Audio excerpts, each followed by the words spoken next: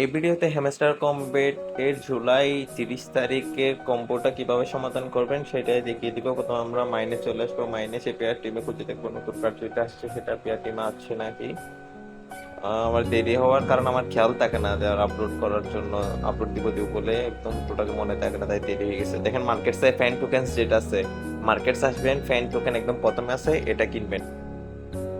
পেয়ে গেছে আজকের প্রথম কম্বোটা। তারপর দ্বিতীয় কার্ডটা খুঁজে দেখি, এখানে আশা করি থাকবে না। ওয়েব থ্রিতে চলে যেখানে ক্রিপ্টো ফার্মিং একটা নতুন কার্ড আসছে, ওয়েব থ্রিতে ক্রিপ্টো ফার্মিং, এটা কিনবেন। পেয়ে গেছে আজকে দ্বিতীয় কম্বো কার্ডটি।